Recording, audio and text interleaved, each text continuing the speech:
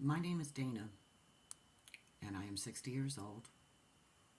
I'm a citizen of the United States of America. I was born on August 22nd, 1963, in DePaul Hospital in Norfolk, Virginia.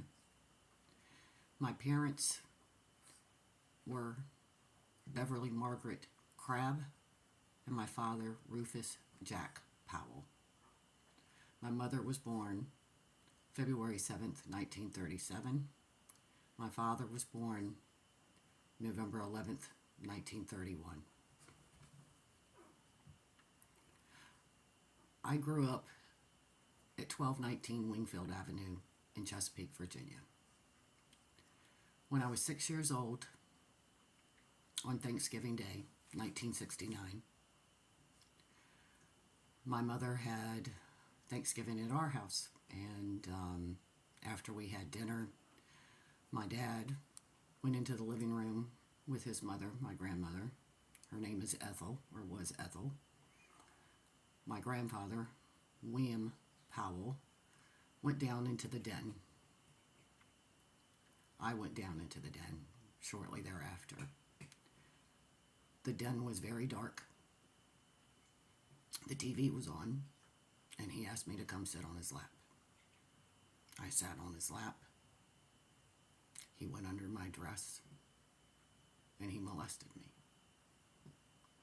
I immediately told my mother, and I was told I would never be allowed alone with him ever again, and I wasn't.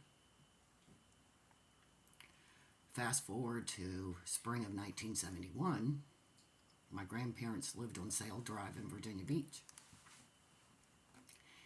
And it was a Monday morning, and he went to go get eggs for my grandmother. As he went to the car and started it, the car blew up. Someone had planted 6 sticks of dynamite, and only one of them went off. It blew his right leg off, and he survived. My father's side of the family, my Uncle Bill was captain of the Norfolk Police. My Uncle Jerry was chief of police in Albuquerque, New Mexico. My Uncle George and my Uncle Danny were the top bondsmen in the state of Virginia. I also had an Uncle Jimmy and an Aunt Peggy, but I really don't know what they did, or I don't remember. No one was ever caught. I met the man when I was a little girl. He came to my grandfather's house this one particular day. My grandfather was a gambler. He liked going to the racehorses. And I remember standing out on top of the porch, the stoop, or whatever you want to call it, and this man comes up, and he said that he was a friend of my father's and that he was there to see him. His name was Jimmy. I will never forget what he looked like. He had dark hair, small stature, probably no more than 5'8", 5'9". He wasn't a tall man. My father was very tall.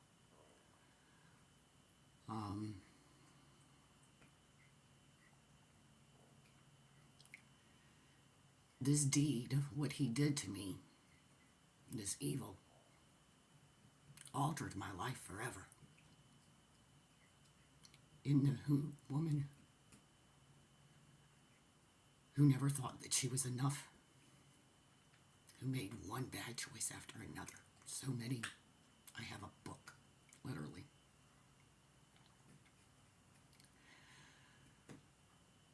Around this time, and that what I didn't know was that my father was also a compulsive gambler. He also had his own paint contracting business called R. Jack Powell. And everybody who knew my parents on Wingfield Avenue, they loved my parents. My mother was born and raised in Melbourne, Australia. I went there once as a child after the bombing, after school let out that June. I turned 8 over there. I even went to school. We went to church in Virginia Beach, just over the Chesapeake line, a church called Eastminster Presbyterian Church. The pastor of the church was a Russell G. Flaxman. He was short in stature, very dark jet black hair, wore glasses sometimes.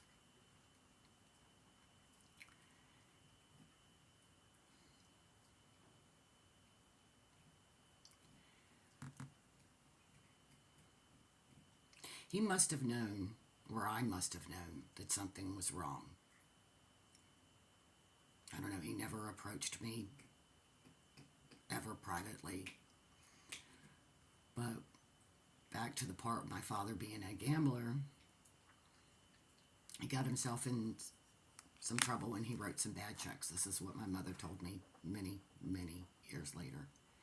And he had to go away to prison. And I remember us driving there this one particular Saturday or Sunday. I believe it was a Sunday. And I was told this is where my father worked. Now, mind you, I'm 7 years old. I had a younger brother, or I still have him, but he's 2.5 years younger than me. His name is Stephen. Jason had not been born yet. So we went to this place in Appomattox, Virginia. And I'll never forget as long as I live, when we pulled up to it, there was a softball field or baseball field on the left-hand side, and as you drove in just a little bit further, not much, there was a dark red brick building that had bars on the windows. Because of my father's connections, plus he was also a trustee, I found out later, but we were not ushered in with general population, I guess you could say, for visiting. We went into a large conference room, I guess you would call it. My father walked in, and he was very happy to see us, and he even made me a purse with my name on it, Dana J. He made me a belt, literally, with Dana J on it. Had a silver dollar in it, in the buckle. And this is where I was told my father worked. My father was allowed to dress down, and he even wore his dress shoes, which he always wore Pierre Cardin. This is where I was told that he worked.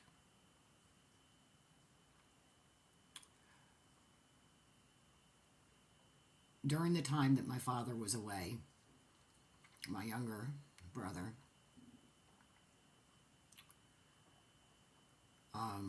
would often go to the church, and I'd ask my mother, well, where's Stephen at? And she would say, well, he's with Reverend Flaxman. He's helping out at the church, you know. He's just helping him along and that because Dad isn't around.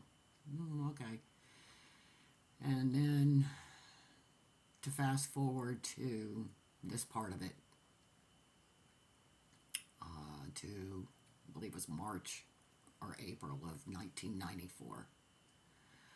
And my mother called me. I was living in Norwalk, Connecticut at the time. I had moved there the previous July.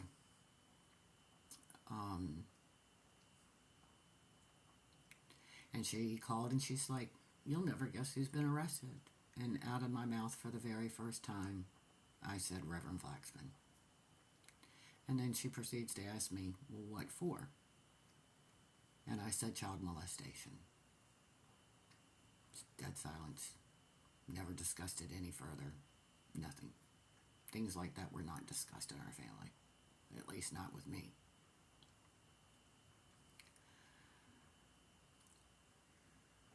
A month before his trial was to start, in his home, across from the church, or to the side of the church rather, he put a noose around his neck, and he shot himself in the head. That if the bullet didn't kill him, the hanging would. It killed him. He and his wife, Dorothy Flaxman, they only had one child. His name was Paul. And because of the shame brought upon his family or him, he committed suicide.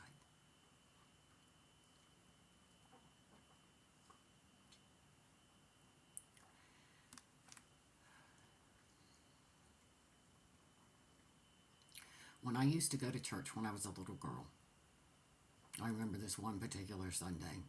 I couldn't have been, I don't know, I don't even think any more than 8.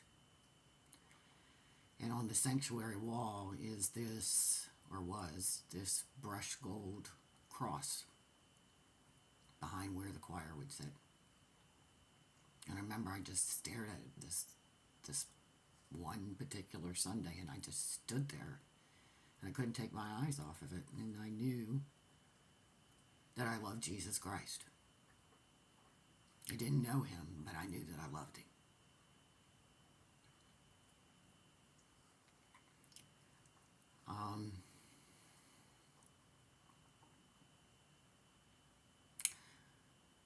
I had my first love in high school. I know I'm skipping, but I have to go back. Because of what happened to me as a child, my mother started when I was young, when I was 7 years old, literally. She started dyeing my hair. And then the beating started. Only me. First it was initial slap on the arm. Sometimes she just, one time we went across the street to go see Mrs. Safely and her daughter Sharon. And Mrs. Safely and Mom were talking, and I even went in there and asked, Mom, can Sharon and I take a bubble bath? I just wanted to take a bubble bath. That's all I wanted to do. Well, I didn't listen to my mother. I wanted to take a bubble bath. And Sharon and I started the bubble bath. Hadn't been in there but maybe 30 seconds after the bath water had ran. And my mother came in there and ripped me out of the bathtub and beat me and beat me and beat me in front of a horrified child who was 3 years older than me. I did not utter a sound. I'm very good at being quiet. So much so that my soul has suffered for it. I have sinned like you would not believe. I have my own book. I have committed every single sin with the exception of one. I have not murdered anyone. So, I've taken the Lord's name in vain. Not a lot, but I have. I didn't think that I ever had any other idols before God. Even though I didn't really know him or how to have a relationship with him, I did not.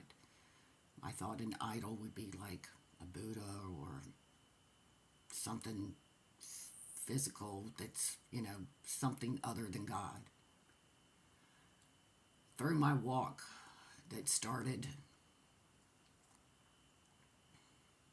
he'd been trying to get a hold of my attention for a long time. A very, very, very long time. I always felt different when I was a kid. I was not popular. I was not. Any friend that I've ever had, they've betrayed me. I've had family betray me. The only person who never betrayed me was my father. My father never laid a hand on me. He never raised his voice to me. He loved me. I mean, I can honestly say he truly loved me. He died when I was 21 years old. When I was 16, for my 16th birthday, he picked me up, and because my father was a compulsive gambler, after Jason was born, Jason was born June 5th of 1973, so this was about 2 years later. They took us out to dinner. I think it was a steak and ale in Virginia Beach. And afterwards we were sitting in the car and proceeded to say that Dad wasn't going to be living at the house anymore, but we were going to see him every week. We're going to have dinner with him, and he needed to do this for his job. What it really was is his gambling, as far as playing cards and dice. And I remember as a child, he used to have me pick numbers and horses and stuff like that. And he'd win sometimes off the stuff that I picked. But anyway.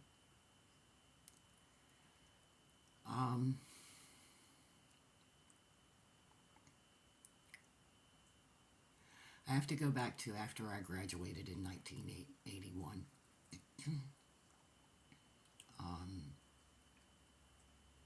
I was dating a person by the name of Greg. I ended up marrying him, but we'll get to that. My mother came to me, it was about 2 months after I had graduated, and she said to me one day, Dana, there's going to be some stuff in the newspaper and on TV about your father, but don't believe any of it. That's all she said. Me being the curious mind that I was, I went and bought newspapers and laid before me, and this is where the story gets extremely crazy. I knew from growing up at a very young age, I knew my father's poker buddies. I met them. There was a guy by the name of Carl Tatum. There was a gentleman by the name of Dookie Goldberg. There was a guy by the name of Mickey Darden. I met them all as a child, either in a diner or either over at my father's house when I was a teenager. Excuse me.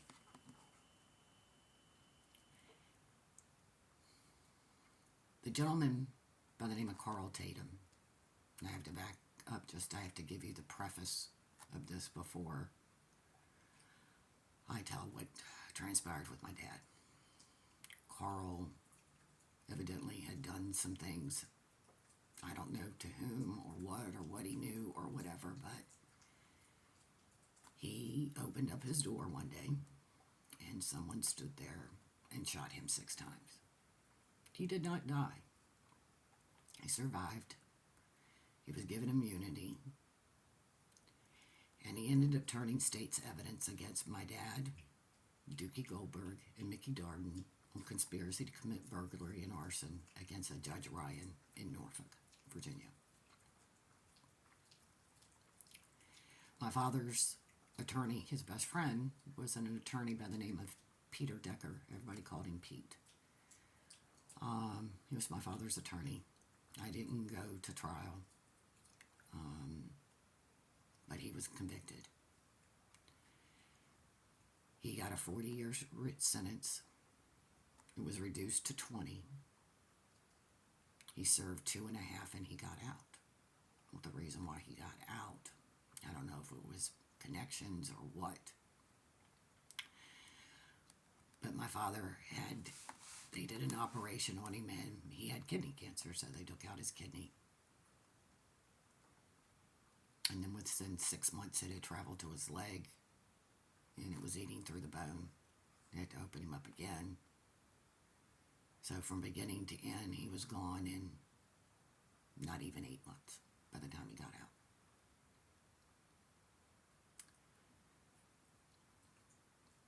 My brother Jason was 10 years old at the time. He was so distraught over it. He literally tried to hang himself in his closet. The bar broke, thank God.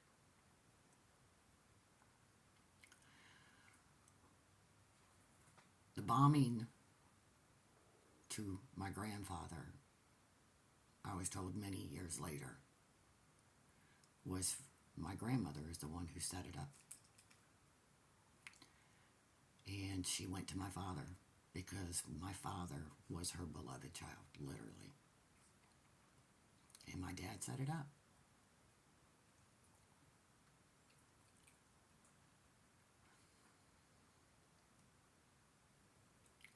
During this time,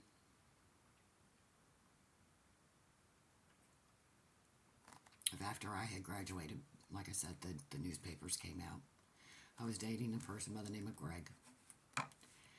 And what I did not know in the beginning of November of 1981, my cousin and her boyfriend were over my mom's house, and I needed to go to work at this little part-time ski job that I had at a ski shop. And as loud as I can remember it, it was something in my head. It said, take the long way, don't take the short way. I had to drop off 2 people at 2 different places and drive to work in Virginia Beach, Norfolk, way down Military Highway. and I didn't take heed to it. I went the short way. Wasn't goofing off. I was just had set on tent of dropping Jeff off and dropping my cousin Dawn off and getting to work. That's all I was focused on. Radio wasn't going. And I ran a stop sign and I hit a car broadside just behind the driver's door. My head literally broke the rearview mirror in half. I ended up getting 140 something stitches in my head. The crash, I'm not a big person. Then I think I weighed 115 pounds tops. And I literally, with the force of the accident, with breaking the rear mirror in half with my head, I bent the shifter over completely. I mean, it just completely off. But anyway, the reason why I got that warning was I did not know, but I was pregnant. Out of wedlock. Being promiscuous. So I lost my first child. Not right then and there. It happened about 4 weeks later. But I didn't find out I was pregnant till I ended up being admitted to the hospital. And then they had all kinds of x-rays and drugs they were giving me because I was in a lot of pain. Found out at the end of leaving the hospital that I was pregnant. And I knew that I was pregnant maybe for about a week or two. And then I lost the baby. The gentleman that I was dating,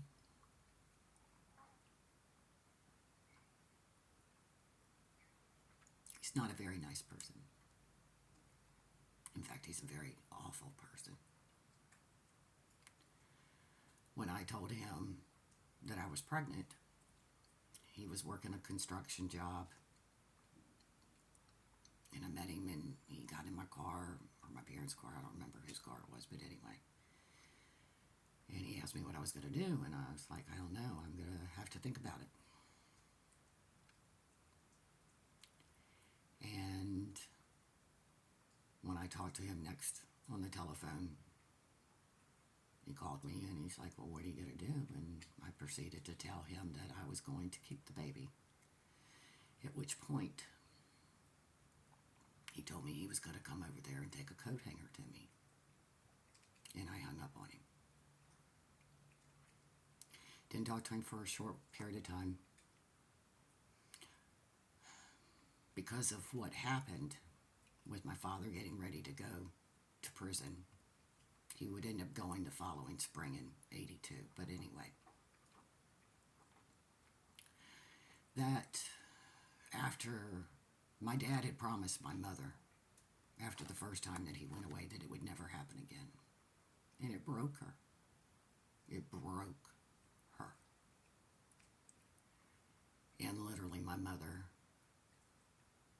not immediately, but became an alcoholic rather quickly. So I had a mother who was drinking. And anybody who knew me and knew my family, my mother kept such an immaculate home. Nothing was ever out of place. I mean, nothing. No toys, no dishes, no nothing. It was like you could literally eat off the floor. That's how clean it was.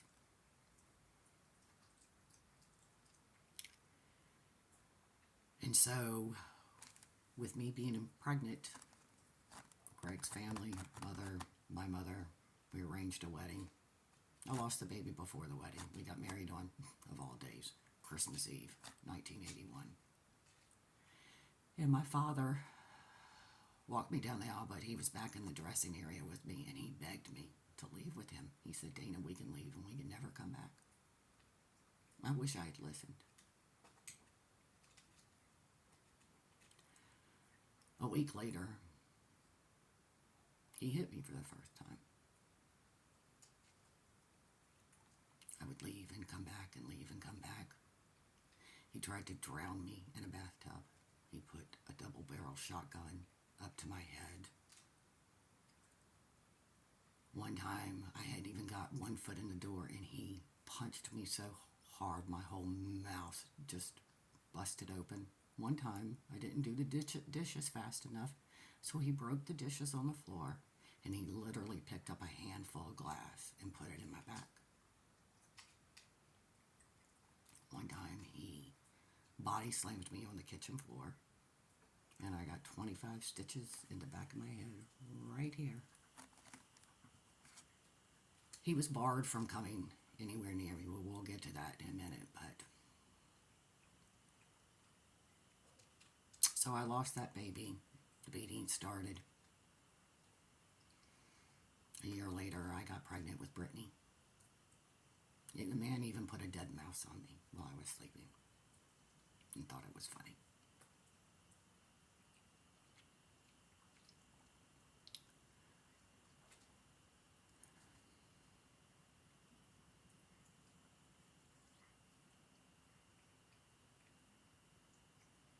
He even beat me when I was pregnant, but at the last time when I was about 4 months along, I left him and I went to go stay at my aunt and my uncle's house. Maureen and my Uncle Jim. I called him Jim Pop. And there I stayed until after I had Brittany, and I went back to him. Give me more.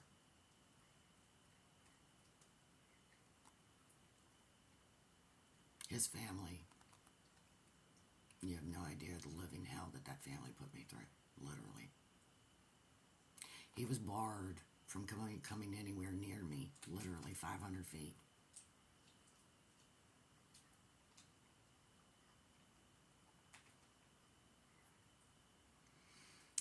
After he knew where I lived, because we were living in a house in Western Branch. It was his grandmother's.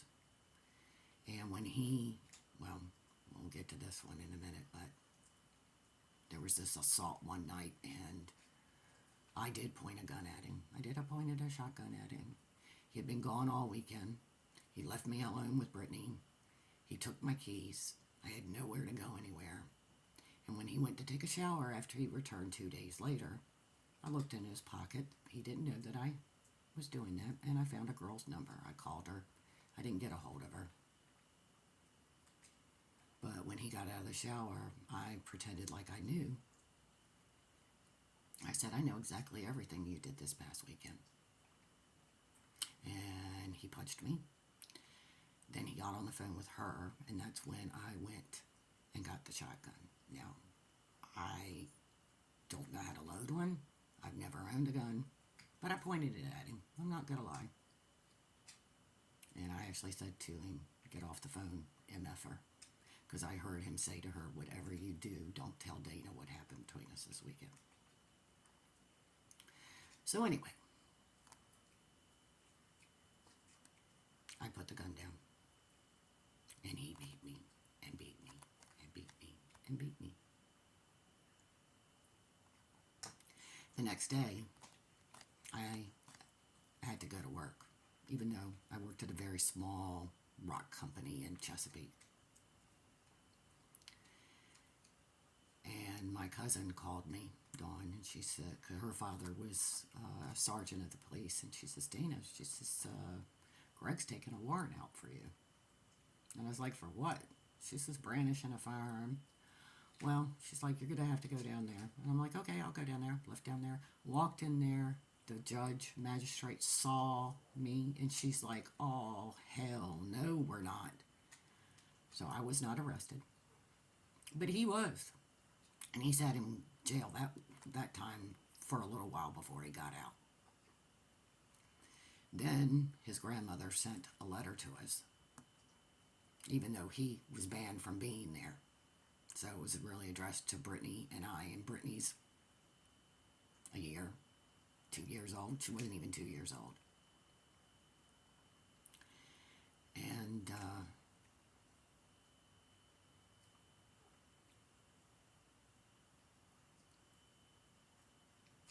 he broke in there one night. He came through Brittany's window. Brittany didn't wake up, thank God. But he broke my jaw. And he raped me. And before I even called the police, I called his parents. His father answered the phone. And I told him what had happened. He says, I told him to stay away from you. He goes, you do whatever you have to do now, Dana. And that was the end of the conversation. I called the police. A male officer and a female officer came out there. He was passed out in the bed. This is the one and only time that he ever hit me that he was actually drunk under the influence. All the other times he was just mean as a snake.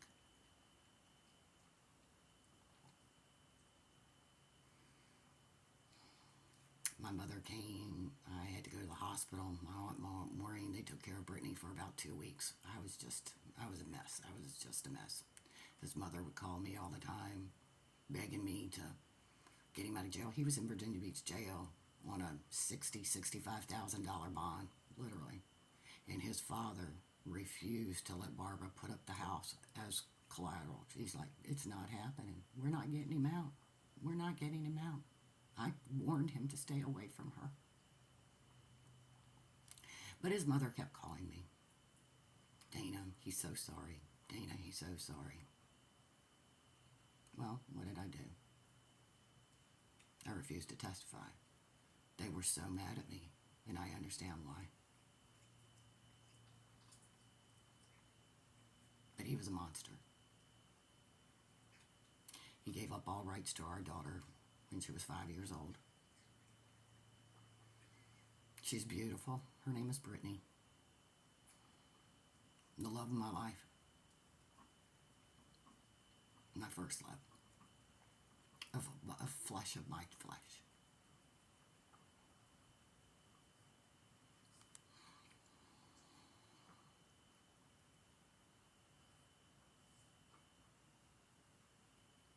I have sinned like you have no idea. I know I'm skipping around a lot, but you know, God just told me I had to do this. And you'll find out. I'm going to tell you why.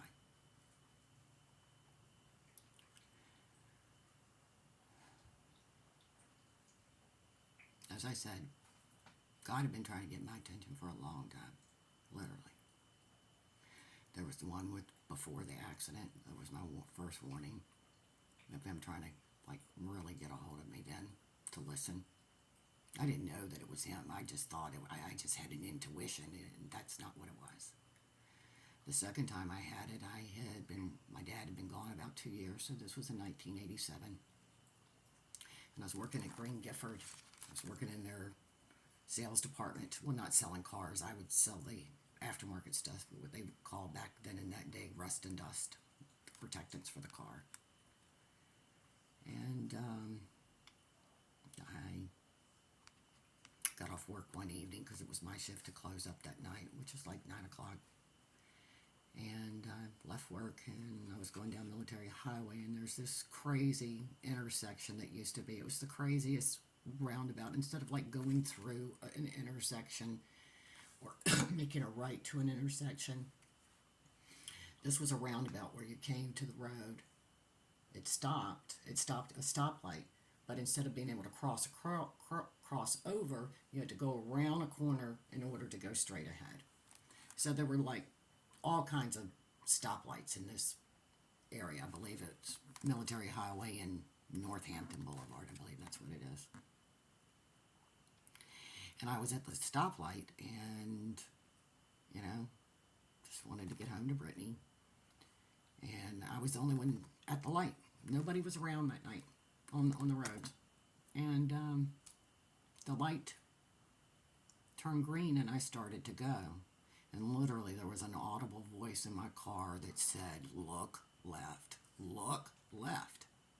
And I did. And the next thing I see is a Camellia tractor trailer.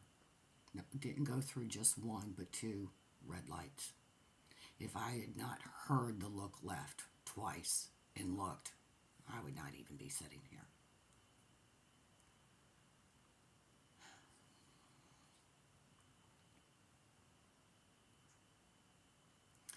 To the gentleman, to the judge that how irony or things work out. There are no such thing as coincidence. Everything's lined up exactly how it is. There are no coincidences in life. Everything is aligned somehow. Sometimes you just have to look to see how it's aligned and what the message is. Well, this one particular morning, and then that was my early shift at the dealership, and I remember Phil Noel, that was the gentleman's name. He came into my office and he says, Dana, he says, God, I just sold a car to such and such, Judge Ryan. Well, that was the judge the burglary and arson were against, that my father, Mickey Darden, and Dookie Goldberg had committed, conspired. And I went into that office and I introduced myself and I told him who I was. And he says, I heard about your father. He's like, I'm really sorry to hear that. But this man did not have to say this to me. But he said to me, your father was a good man. He just got mixed up with the wrong people. And anybody who knew my father would have given you the shirt off of his back. It was the only shirt that he had. He was gracious. He was kind. Big heart. For my 16th birthday, he picked me up. He had flowers. We went down to a supper club down at the ocean front in Virginia Beach. He danced with me. He introduced me to all of the people there. And I looked just like him. In fact, hold on for 1 second. I'm going to get a picture. But the only picture that I have left of my parents. Hold on 1 second.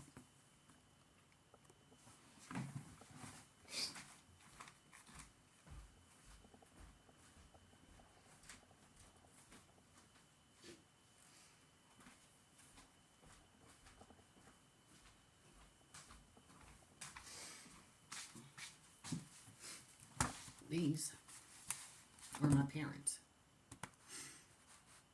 Beverly and my dad, Jack. And this was taken in summer of 1972, because it was like right after, in fact, my dad was actually out on furlough that day. You can see how he dressed. My father was very distinguished. He was quite handsome. And he was the kind of person that when he walked in a room, he literally lit up the room. Literally lit it up.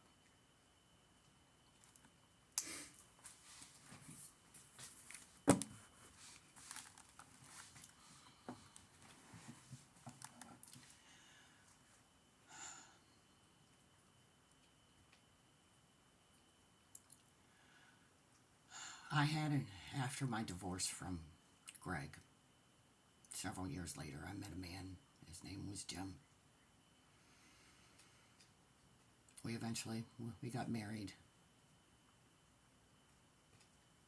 We did not have really an intimate relationship. In fact, I left him when I was pregnant with Dakota, our son. And I left him not because he laid a hand on me. Well, one time he threw a set of keys at me. And I sat there on that couch, and I will never forget what I said to him. But I said, if you ever do that again or lay a hand on me, I promise you, you'll go out in a body bag, is what I said to him. Needless to say, he never laid a hand on me, ever. But we did not have what married couples are supposed to be close to one another. Ours was not that way. It literally was a miracle that I got pregnant with Dakota, because we just didn't. Like, really didn't. And I left him because from that fight, he told me that I was the last person that he would ever want to carry his child. So within 48 hours, while he was working a trade show, I left with Brittany, loaded up the car, and I drove down to Virginia. We were living in Connecticut. He even knew when Dakota was going to be born. I sent him a postcard. He knew that he was going to have a son. He knew the date, which was April 8th, 1993. I had a C-section. Dakota was breech, plus I had a placenta problem. A big-time placenta problem. But anyway. And my best friend Kim from childhood, God rest her soul, coming up on the 25th will be 3 years that she's been gone. I deeply love that woman with my entire soul.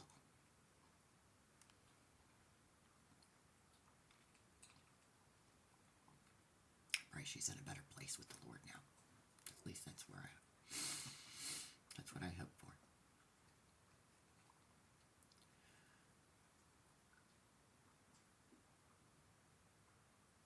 I did not plan to have an affair, but I had an affair. About 2+ years after I'd had Dakota, I was working for a real estate company called William Pitt, and then I saw that because I liked being in the car business, I enjoyed being on the back end of it, not really the front end per se. I didn't want to sell cars or any of that stuff. Financing and stuff like that is what interested me. But anyway, there was an opportunity where there was a position open for a service advisor for Jaguar, Range Rover, and Lincoln Mercury in Darien, Connecticut, at Darien Automotive Group. So I went and applied for it, and I went in there. And I'll never, this is like the funniest thing. This is like a trip. Because I've been so different my whole life, literally. Okay, so I go in there, was never part of a clan, always ridiculed, bullied, you name it, betrayed, the whole rigmarole and then some.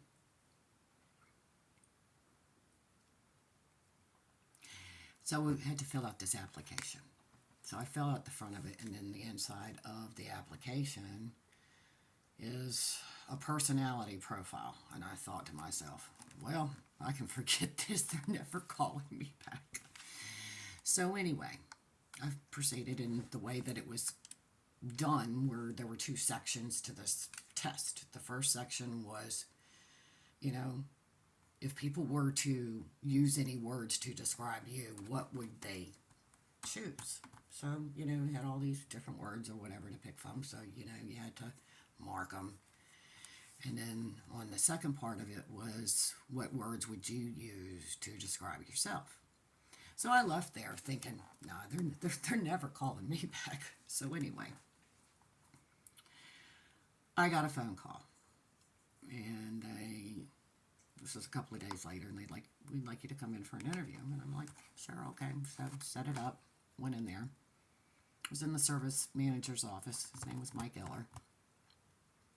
And the owner of the company, well, one of the owners of the company, Bill Steinmetz, comes in, and he goes,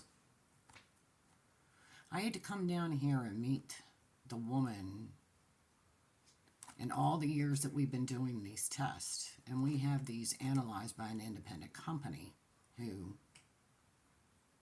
gave us the test, and then we have applicants fill them out, and then we submit the applications or the answers and that their choices or whatever to them, and then they're analyzed and scored and deemed whether hireable or not hireable. He says in all their years of doing this, the company that analyzes it said to them,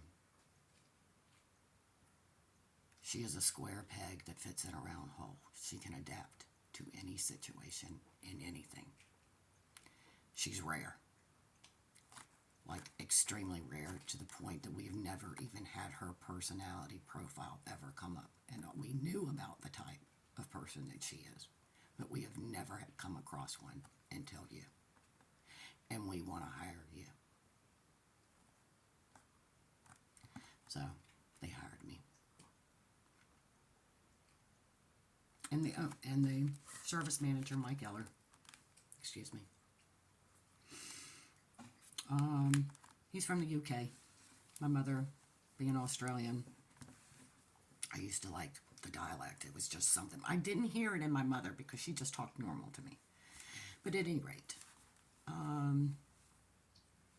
within a period of time, it wasn't right off the bat or anything, but it was a while. I had an affair with him. To the point Jim knew about it. My daughter knew about it. My daughter was all of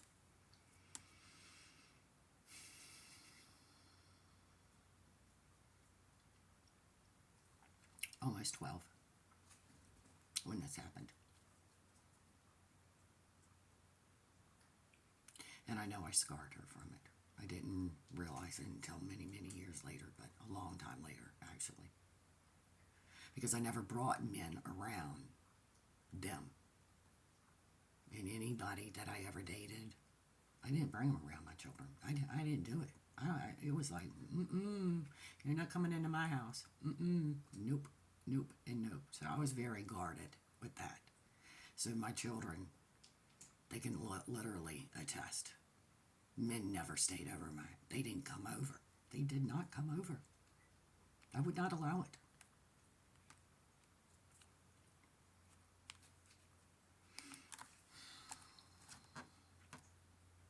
So Jim and I divorced. I married Michael, literally. I married a demon, another demon. This one didn't hit me. And Jim was just we were more like brother and sister, literally. That's the relationship that we really had, was more brother and sister love than husband and wife love. So I married again. He was the most arrogant little. He looked like a young Mick Jagger, seriously. I think I put the picture away. Yeah, I did. I was going to get it out, but anyway. And I married, and I know the shame that I caused God. I broke one of his commandments. Didn't think about it while I was doing it. All I thought about was me and my selfishness, and I wanted someone to love me, and I was so starved for affection. My father was gone. My mother was drinking. The first husband beat me. The second one, brother and sister, might as well say. Third one, we were intimate.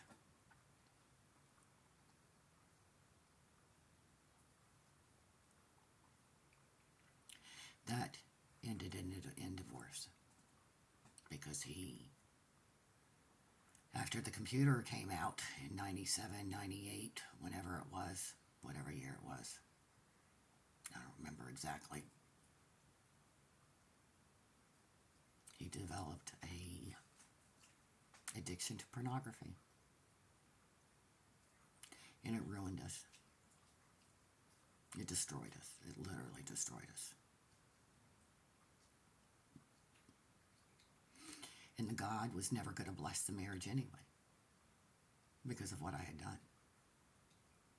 I lost 2 children with him, 2 babies.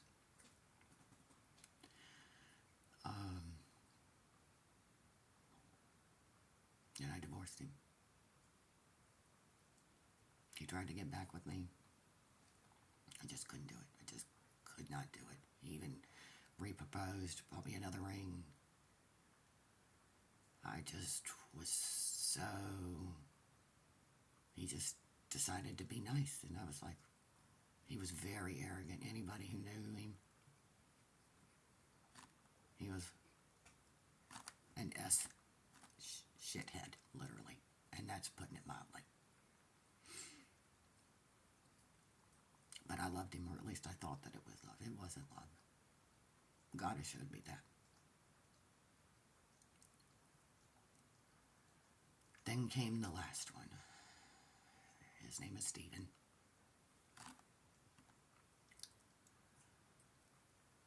After I had Brittany and Dakota, and then I had the 2 miscarriages with Michael, I had a doctor in Connecticut. His name is, I don't know if he's still around, but his name is Michael Doyle. He's an infertility specialist.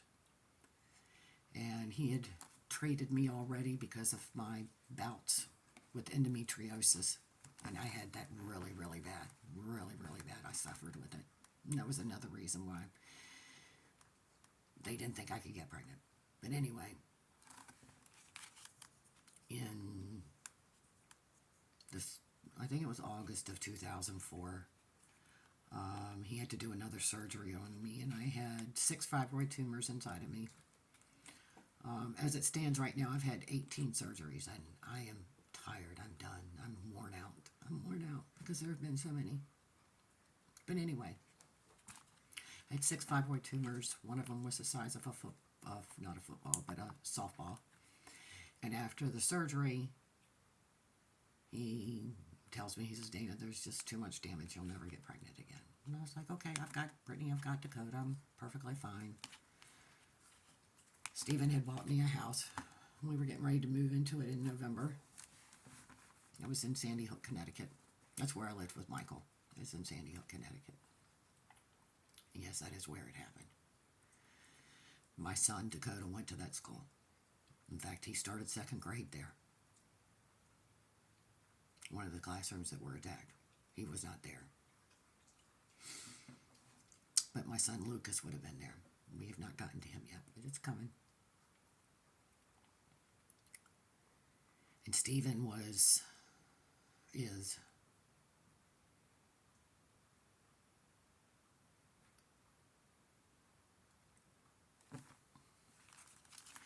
out of any human being that I've been with, this man broke my soul. He literally snuffed the life out of me. Anything that was good and kind, he destroyed it. He was the kind of person, he was so insidious. One time I was 5 minutes late, literally 5 minutes late, and for 2 days, that's all I heard was 12,000 different reasons why I could have been late. And why was I late? And I'm like, I was just late. 5 minutes, traffic, I don't know, I didn't stop anywhere. It's like, but on and on and on and on. I mean, 2 days of this, round the clock.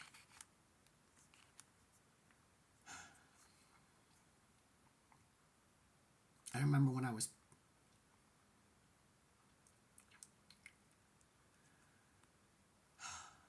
2 weeks after we moved into the house in November. So the surgery takes place, can't have any more.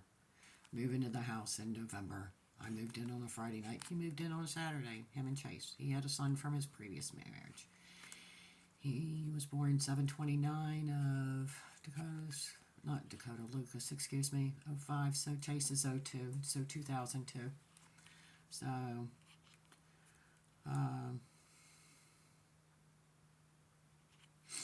beautiful little child. But my daughter and my son Dakota can attest, it was absolutely, certifiably insane living in this house. Literally insane between the two of them. Chase, something must have happened to him.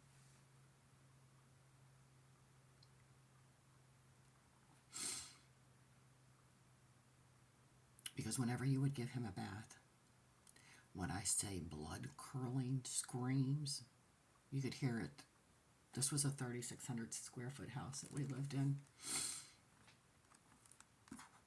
It would unglue anybody. He used to urinate in the corners. Stephen even took him to a psychiatrist. At 3 years of age, they put the kid on Risperidol. That is an antipsychotic medicine that they put a 3-year-old on. I also spanked him once really bad after catching him peeing.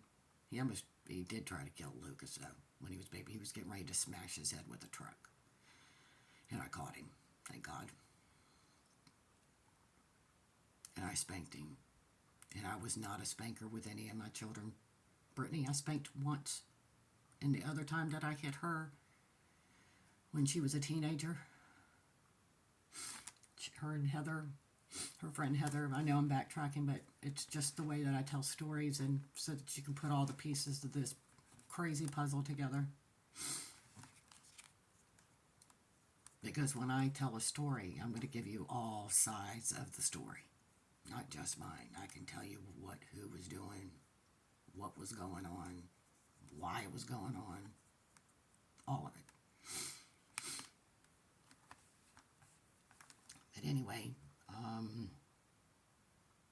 she had written in her diary, and Michael, I don't know, he must have had a feeling that something was up. And he read her diary, and in it she said that her and Heather had gone out and they went over to some arcade place, and they got picked up by two people that they didn't even know and taken down to the beach, and one of them almost raped the other girl.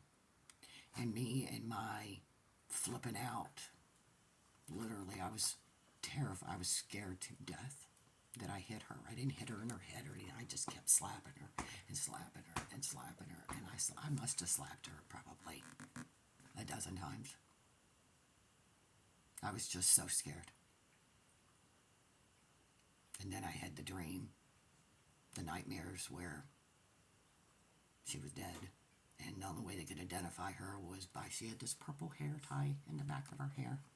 And I'd wake up from these dreams and run to her room just to make sure she was okay. Of all the people that have ever come across me, every single one of them will tell you, what does Dana love? Dana will say her children and babies, period. That's it. That's what Dana loves.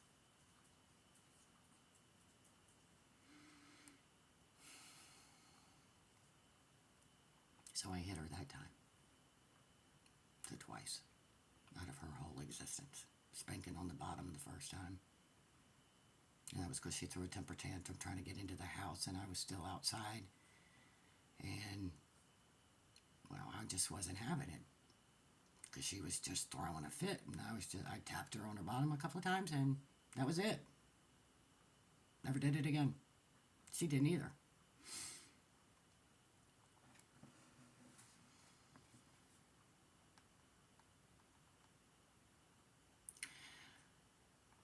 But going through all of this, of my story of what my grandfather did to me, it was in his grandfather, well, not his father did that to other girls in the family, and I was the last straw. I was the straw that broke the camel's back. What I did not know until after my dad's death is that my mother was molested too, but by her mother. So you had a lineage, two families coming together, two people, one from Australia and one from America coming together. And there's already generational curses in there. That generational curse came upon me, and it came upon my brothers too. It came upon my daughter. But that is not my story to tell.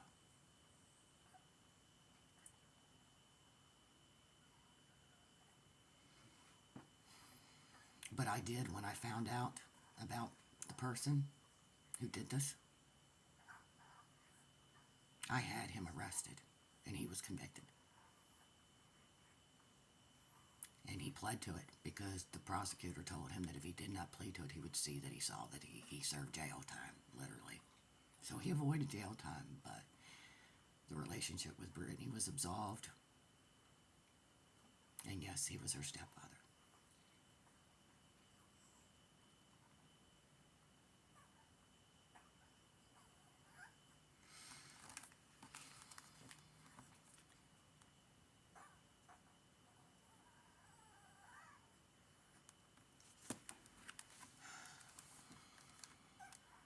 But back to Stephen, this crazy, insane story. Oh, that's Lily. That is Lily you're hearing. Come here, Lily. Come here. Come here. Come here. This is my rescue dog. Come here. There you go. There she is. There's Lily. There's Lily. Here's the Lily girl. Hi, Hi, sweetheart. Hi, Mama. Hi. Hi. Hi, Bonnie. Hi. Hi. Hi. Yes. So anyway, the last monster. This man broke my soul. Literally, he tried to be in my head 24/7, 7 days a week, 365 days a year. We'd be standing in the kitchen. And to give you an idea of the gaslighting, I guess you could call it, he would like, I know you're getting ready to look left, so you might as well look left now. I'm like, I couldn't even listen to my iPod when they had an iPod. I'd listen to it sometimes. He'd go play cards on his computer, or Lucas was already down for bed, and Dakota was upstairs in his room, and she'd already finished 3 years of college at that point, and she was working a job. She didn't return to Lynchburg, but anyway. And I asked her well, that's another story, but anyway. This man was, I remember one Saturday when I was pregnant with Lucas, and Chase was downstairs, and it was a Saturday. Dakota wasn't there, Brittany wasn't there. In this 1 hour, inside of 1 hour, he said over 75 times, Chase, if you do that one more time, over 75 times in 1 hour, literally. I heard it from upstairs in our bedroom, because down right underneath our bedroom was the family room, and I could hear it. He was also an alcoholic after work. So I have a new baby. We move into the house. 2 weeks after moving into the house, I realized I didn't want to be there. So I called my old landlord back and asked her, can I come back? She's like, Dana, I just rented it. I'm like, oh my God, what am I going to do? I didn't know that I was pregnant then. Found out a couple weeks later. They took Lucas 3 weeks early because I'd had that major surgery in '04. They were afraid my uterus would rupture and the baby and I would both die, so that's why they took him 3 weeks early. He was born perfectly healthy, thank God. In fact, let me get you a picture. Let me show you who this is.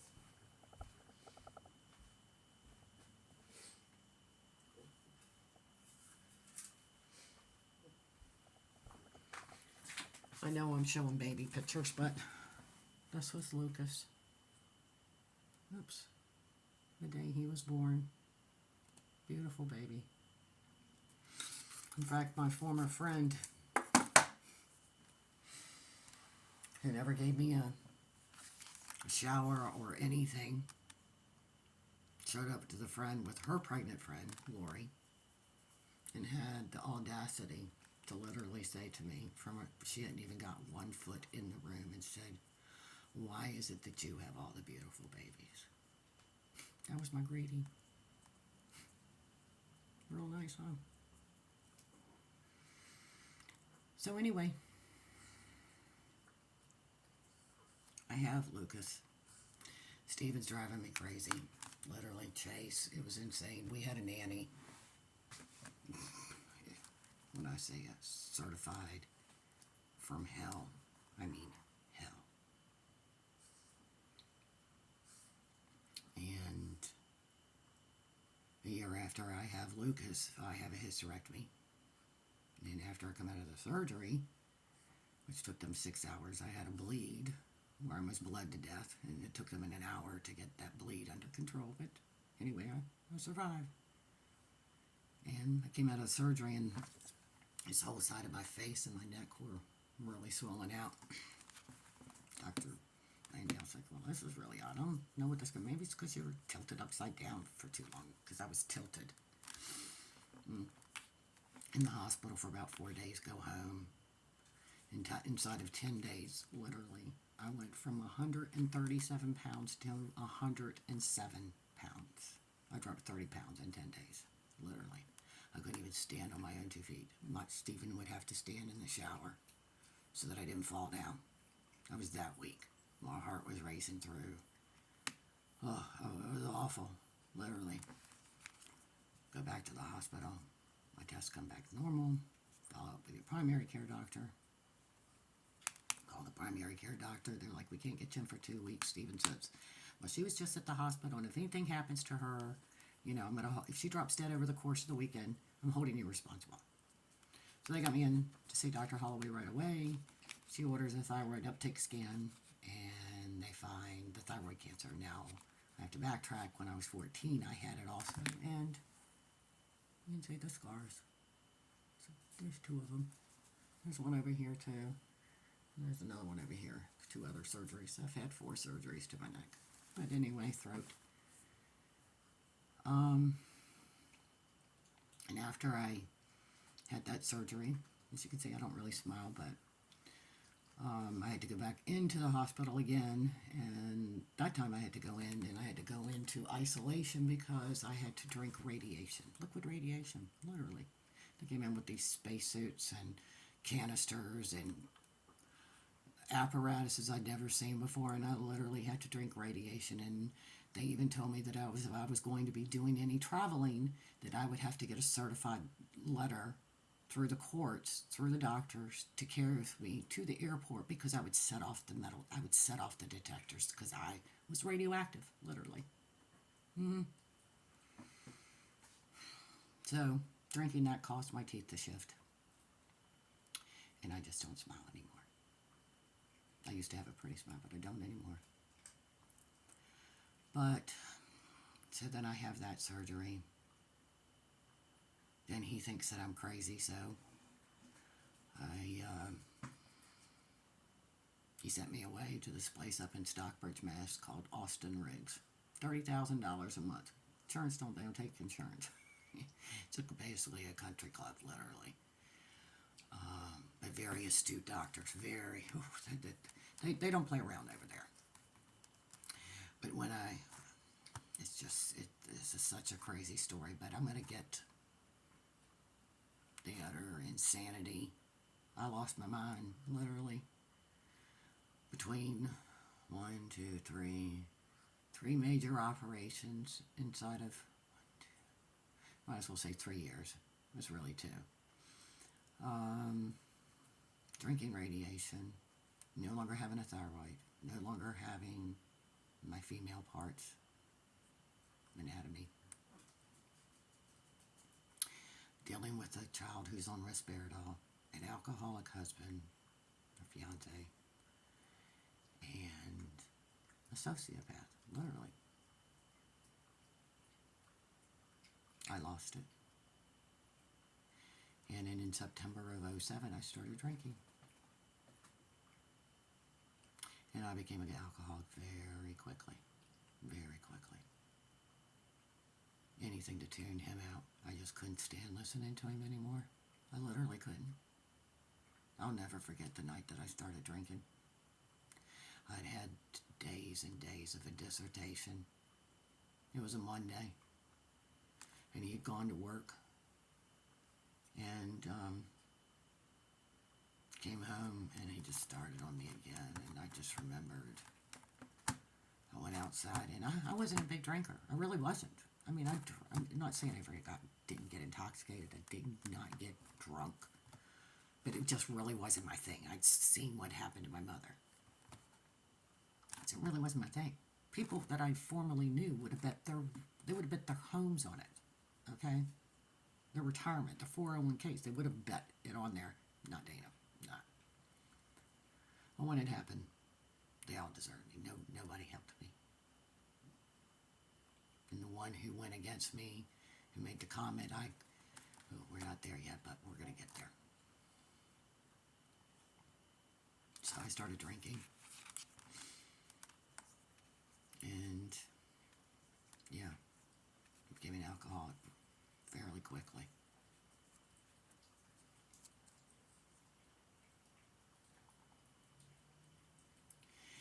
We would be here for a very long time if I were to finish all of this, but I'm just going to stop it for now. But anyway, I became an alcoholic. I didn't drink all the time. I wasn't the kind of drinker who was the everyday alcoholic who drinks from the time they get home until they go to bed. I wasn't the social drinker who only drank when they socially went out and then they were smashed. I was the binger. And I would drink and drink and drink over a short period of time, and then I wouldn't do it again until the next time. And then I mean like morning, noon, and night. I wouldn't wish what I've been through on one living soul in this world.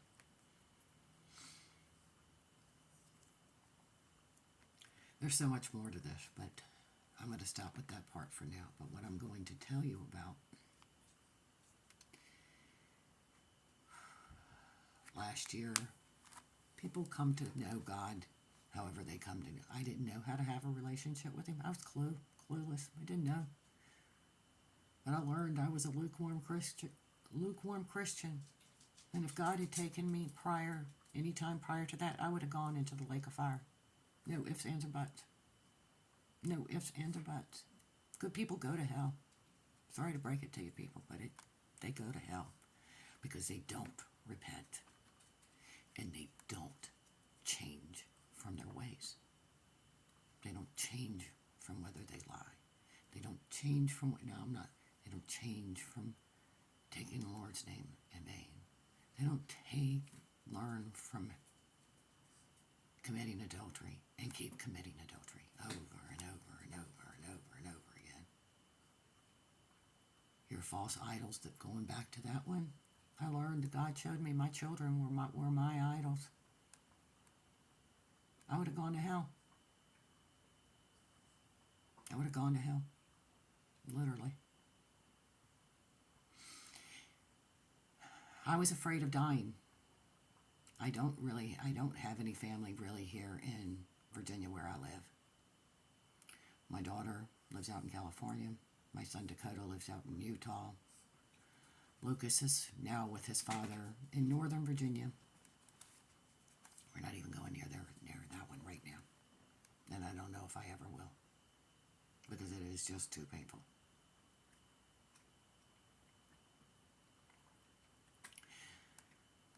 Because of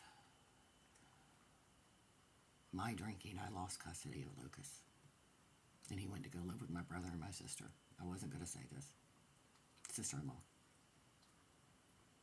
I would have never given Dakota, I would never have allowed Dakota to have the COVID vaccines. And I'm going to tell you why. I'm going to tell you my personal reasons why I would not have allowed it. The very first time that I saw Anthony Fauci on TV in early 2020, my hand to God Almighty, I literally said out loud when I saw him, he's an effing pedophile. I turned the TV off. I looked him up, and I found where he spoke at Georgetown University in January of 2017, before Trump took office. And he said that the new incoming administration would face a surprise outbreak. Well, I was not supposed to have anything to drink. I drank in January of 2020. There was an argument between Lucas and I. It's a crazy story, but anyway, he went to go live with my brother and my sister-in-law. And they lied to me, and they got him vaccinated. Now my son has a permanent feeding tube. He went down to 105 pounds, and he's 6'1". And they didn't take him to the doctor prior. Stephen did. When he went to go live with him at the beginning of January of 2023, last year. And he's been with him since. I've not seen him. I've not talked to him.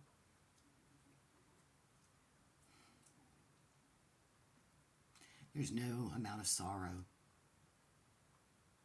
You don't know the depths of my pain or my sorrow. God has seen it. He has seen me.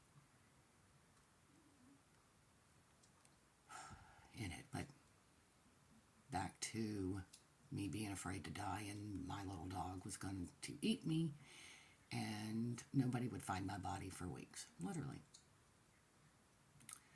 So I came upon a series by happen chance. It wasn't happen chance. God had it all set up.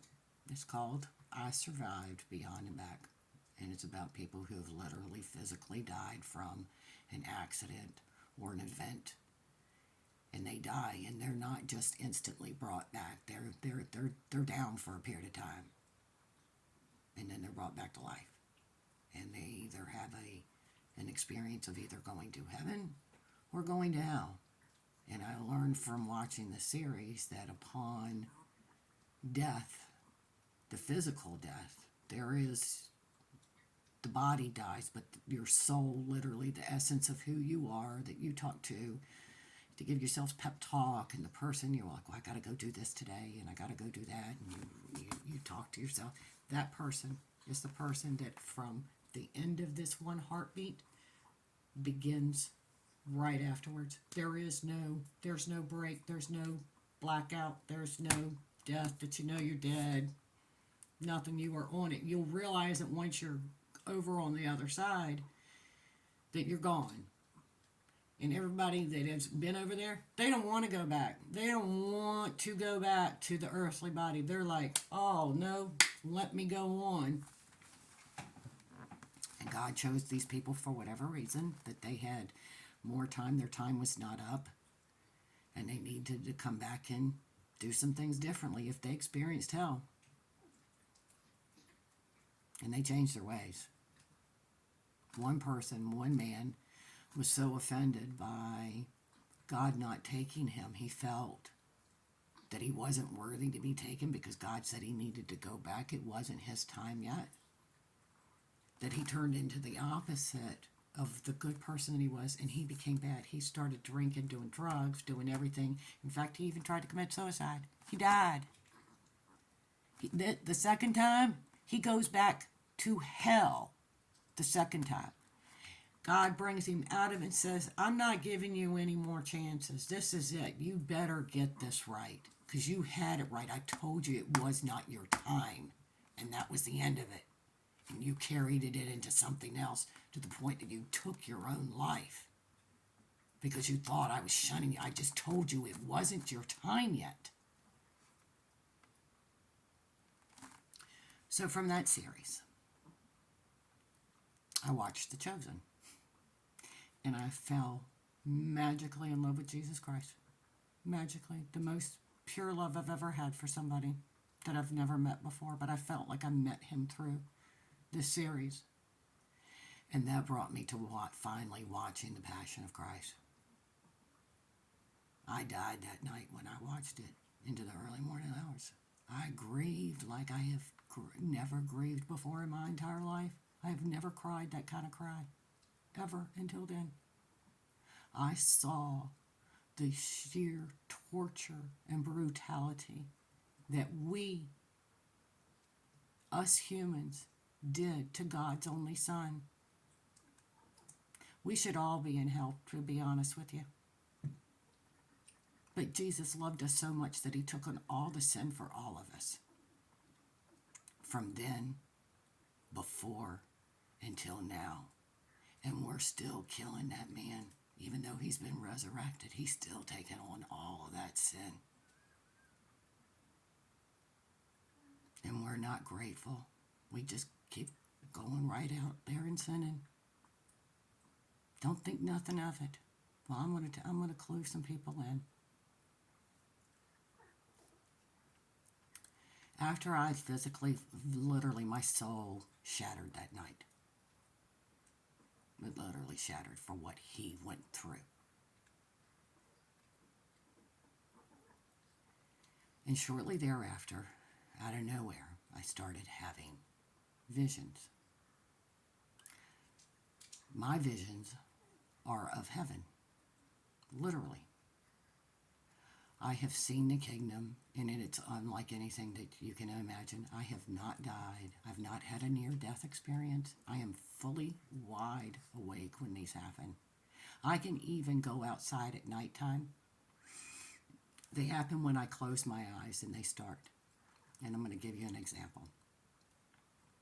I can close my eyes, and within a brief moment or two, one or two things usually happens. One, I will see a door, an elderly door. The background will either be illuminated, like this whole area is illuminated, but the door is black, or I'll see it the opposite, where the background is black, but the door is completely illuminated, like walk right on through. I also see an eye. I see eyes. This is where it gets a little, it's strange, but there are eyes. It's in Ezekiel, and it's also in Revelation about these eyes. But anyway, the kingdom of heaven, I'm going to just, so that you can get an idea of what I see. Imagine standing down on top of a mountain. Okay, now you're going to be seeing it from a bird's eye view, meaning the enormity of it. Okay, people are going to look like how they would in a stadium from a bird's eye view, and you can tell that it's a stadium, and you know that there are people in it. It's that kind of thing. But from the perspective of, as far as you can look up, in front of you, from east to west, behind you, literally are millions and millions and millions and millions and millions of people. They're all seated. Everybody sat down. Literally, I have seen Jesus. It'll literally part through the people in heaven, and it'll allow a path for people who have just been, I don't know what stage they're in, but what I mean by their stage is that I can see they're coming in a procession into the kingdom of heaven, and they are dressed in their garments. They're dressed in their heavenly garments. It's beautiful. In fact, yesterday evening, this was the first time I ever saw it this way. I'd never seen this depiction ever. I was inside, and I was like in the background. I was like up at it, like I'm up here, and they see me. The children see me, because when I first went into the kingdom, and that's all I saw were the children and the babies to begin with, before he started showing me more and more and more. And this has been going on since April of last year, so we've been at it for a while, and it's literally every day, to the point that sometimes I don't get any sleep at all, and I have to get back up because I'm having trouble with the strain, because sometimes there's this greenish blue hue that's on the presence of being inside the kingdom. Sometimes there's a reddish hue. Sometimes the brightness of the light is so great in there that my eyes literally hurt. My eyes literally hurt from looking at it, and I'm even being shown it not in all of its glory, because I'm still in a human form, but I'm literally in there. The children wave to me. The children wave to me. I also know my 3 children are there. I've seen them, because when I was first brought into the kingdom, it will swoon over. I will come over like this, and it'll bring me in, and then it'll bring me out, and it's a trip to be in there. Okay, it really is. I'm not on any drugs. I'm not on alcohol. I gave that up on August the 3rd of 21, and that was through Jesus Christ when I called out for him to save me. That's another story. But anyway, and he kept, when I first was going into the kingdom at first, I would just see the children. They were so happy that, like, they were clapping for us when another person was being saved or whatever was going. They were clapping. They have the babies are in there. The babies are in there. And it looks like they're in like a car seat thing, but they're just in there. They're snugly in there. They're safe. Nothing's going on. I mean, they're not in any. There's no harm in heaven. Okay, it's heaven. So he kept bringing me, where I would see all the children, and they're waving to me, and I blow them kisses sometimes and tell them I love them, and he kept bringing me to this one section all the time, and I would try and see, but sometimes when I would get up, when he would bring me up to them, they would almost be blurred out in their glory of whiteness, and it was so hard. And I'm trying to strain my eyes to see, and other time, I mean, it was just, you can see my eyes. My eyes are just a wreck from all the eye strain and all the crying that I do. But anyway, he stopped one day and he lifted the veil for me to see them. I saw my son, my first child that I lost from the car wreck, that God told me to take the long way, and I didn't take the long way. I took the short way. And it cost him his life. And I did not know that I was pregnant with him. But he is beautiful. He has dark brown hair. I don't know exactly what color eyes. Mine are blue, or they were blue. Her father's are brown. Brittany's were blue until she was 4 years old, and then they turned green. So I don't really know. I can't tell that per se. You know what I'm saying? I know they're light. But he is beautiful. He really is. He's about 3 years old. And then I was showing my 2 daughters. So I've named them. My firstborn, well, I've named him Benjamin Jack,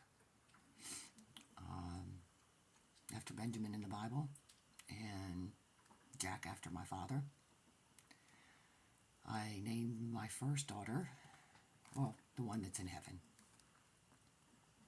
I named her Abigail Noel. She's about 18 months old, and she's got blonde hair, and her father had blonde hair and blue eyes. And the other little girl, she's beautiful. She's about 8 months old, and she's got blonde hair too. And they're both beautiful. All 3 of them are. And there's a 4th baby. That is my one and only grandchild. I do not know if it's a boy or girl, but I know that he or she has very dark hair, like my daughter, and like very prominent in my family, or was. I mean, I've gone gray, but yeah. But I've also been to, one time back to the one the other day, yesterday, that I was in the kingdom, and I was like in the back. There were people behind me because, we'll get to that. But it parted it up in the front, and a screen opened up for people to see. And we saw out into the water, and Jesus was baptizing the new people coming into heaven.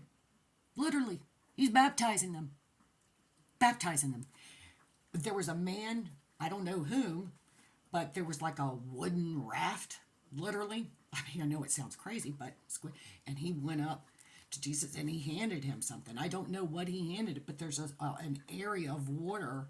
It almost looks like a small pond that's separated from the jetty of the larger part. It is what it is, and that's what I saw.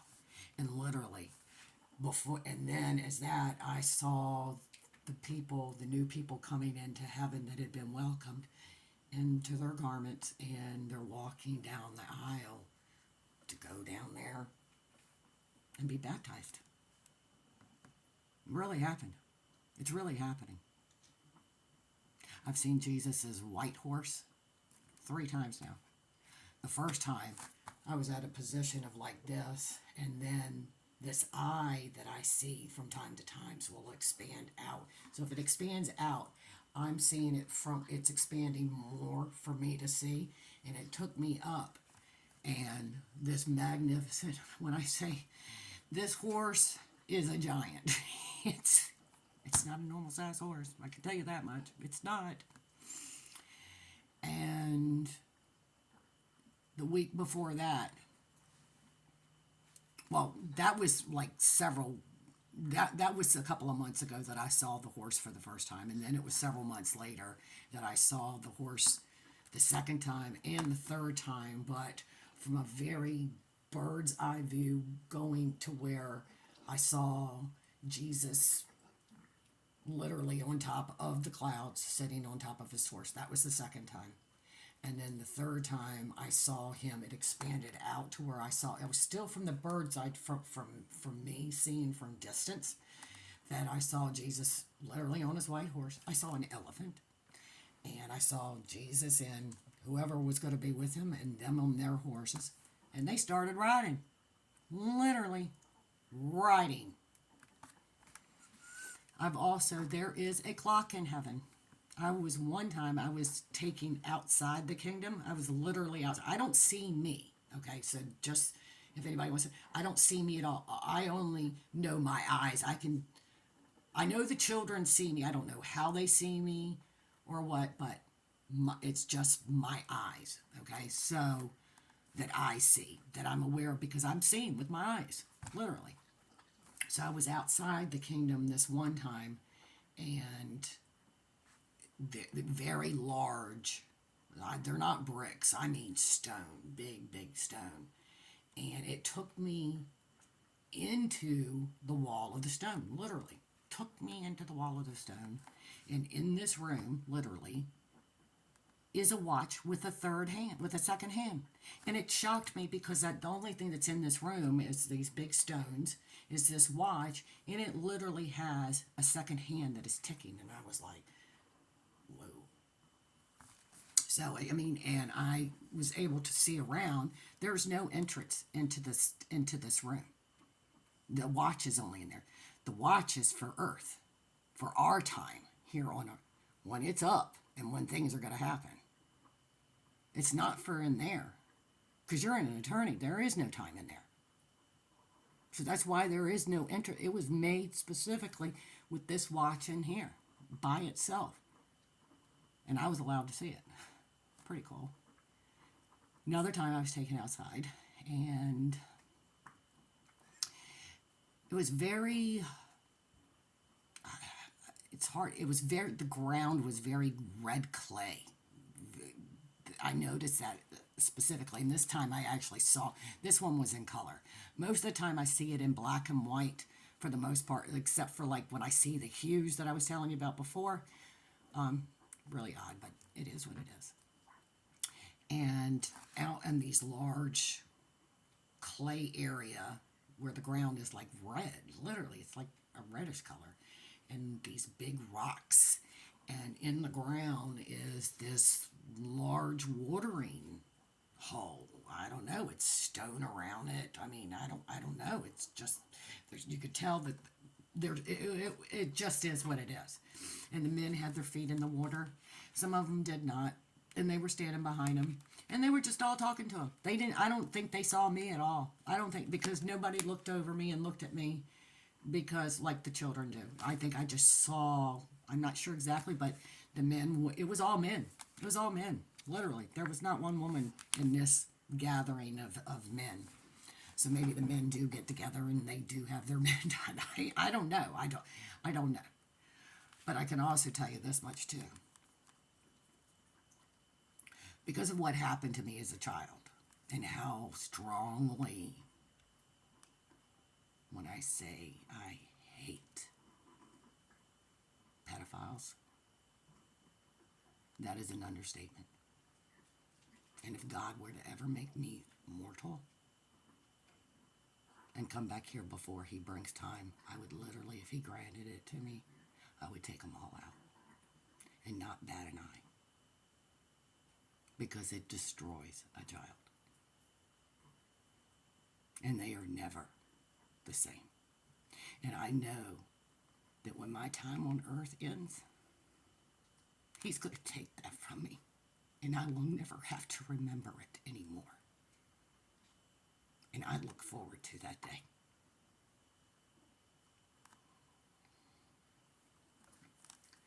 But some of these visions that I have are very disturbing sometimes. The first one that I ever had, I saw the children in the cages. Literally, you've got a set of cages like this. You got another set of cages on top of them. They're just, and I saw this one little boy And he looked at me, and I will never forget it as long as I live. He couldn't have been somewhere between 5, 6, 7 years old. Blonde-haired little boy. Just staring at me through the bars. And there was nothing I could do. And I couldn't take it anymore. And I had to open my eyes, and I started crying to God. Like, what?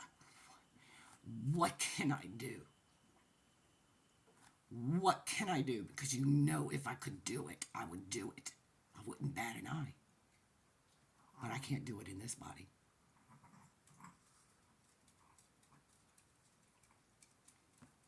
Another time, this is where things get a little... Whew. This one was just a couple of weeks ago. This one was not too long ago. It was a little girl. She had brown hair to about right here. Couldn't have been more than 2, 3 years old. She could see me. She would look right at me. There was nothing I could do. But she was stained all around her mouth, like all around her lips, like all around here. I don't know what it was.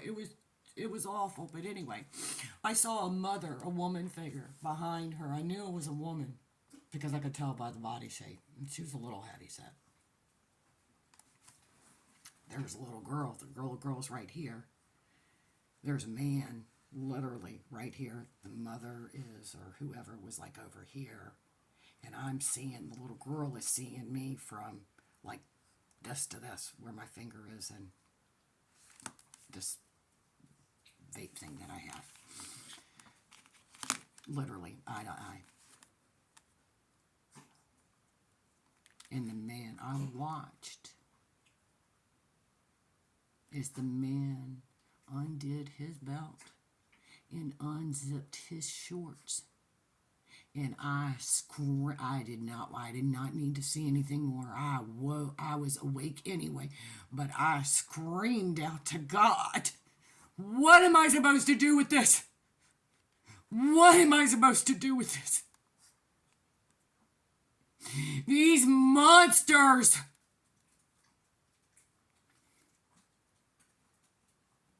The level of hell that's coming for them, they will wish they had never been born.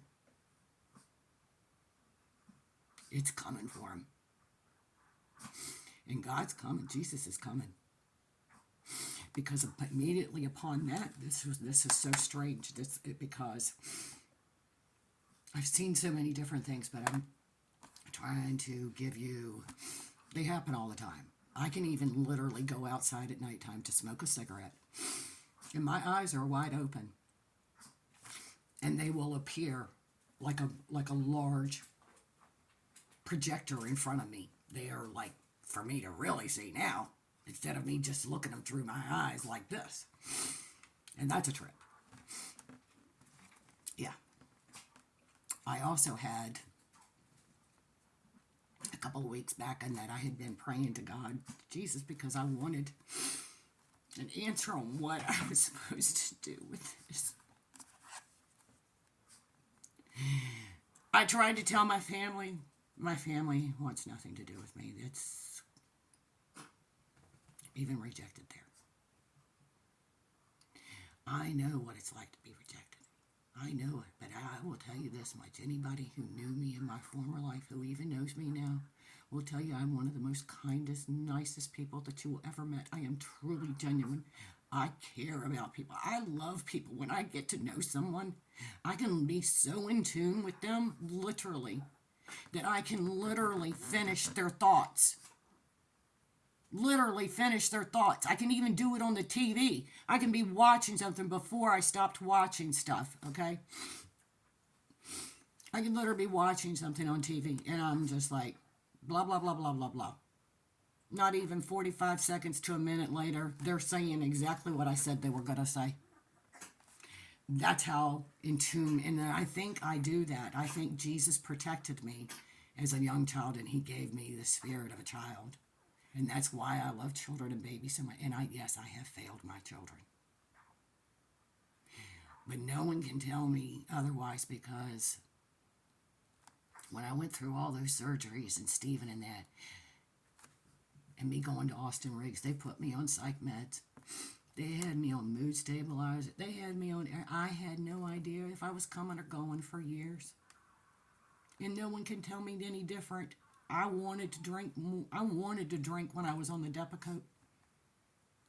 And when I quit the alcohol on August the 3rd, it's gone. I begged God to save me that day.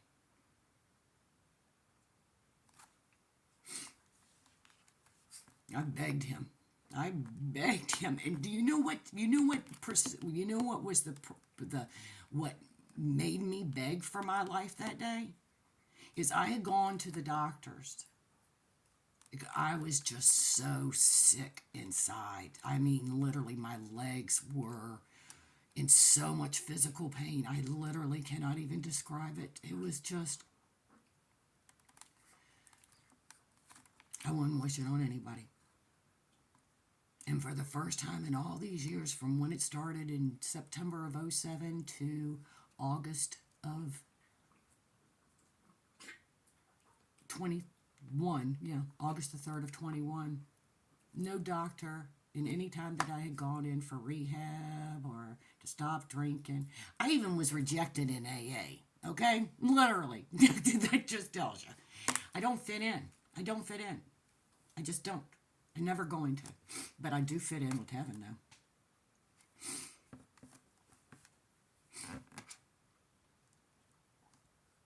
And I look forward to that day. But I'm warning every single one of you. There's not, let me go back to the child that I saw, the little girl. Because immediately upon that, after I cried out, I saw a calendar. And the calendar was at the very, I can't say if it was February or not, but it started at the end of a calendar, meaning it was the beginning of a calendar, but it was the end of that month where it had just ended from. And it literally took me 1 week at a time. It started on whatever date that it started on, okay? I don't know if it was the 7th, I don't know if it was the 1st, I don't know if it was the 2nd, I don't know if it was the 28th, the way that it fell down week by week later. And I'd never been shown a calendar before, ever. So, and I was like, why am I seeing a calendar? And then I noticed that it's literally going from one date to the week underneath that one, to the week one under that one, and finally it landed on the 1st. Is that the 1st of March? Because this just happened at the end of February. I mean, at the end of January, rather. And then I'm trying to figure out because... And then it was about I know, it's a lot, okay? So, but I'm trying to let you know that I have never died because of my love for children and because of what was done against me as a child and what it did to my life. Evil!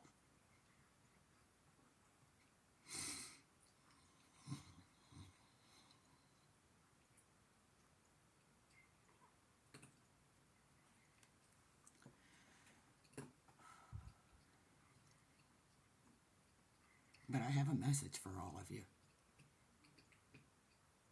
There really is not a lot of time left.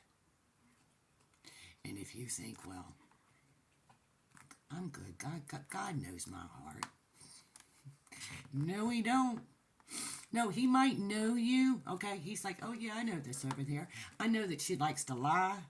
I know that she says she loves me sometimes, but I know that she's gossiping about this one over here. I know she just lied on this over here. But God knows my heart. He knows who I lust after. Oh, I'm going to tell you something else about your idols. Okay, this is what I learned. This is what God showed me. So, let me tell you something. He's already revealed it to me because I had to face it myself. Okay, so I'm just the messenger now to maybe you can... But I'm going to tell you this much. If you don't truly repent, because God, you can't lie to God. And that's who you need to repent to. And the reason why I say you need to repent to him, because they were his commandments that you broke. Every time you lied, every time you stole something, every time you take the Lord's name in vain, anytime that you put somebody else above God, that includes the Hollywood, your football players, your basketball players, your musicians, your children, your husband, your wife, who you idolize, your parents. I idolize my dad.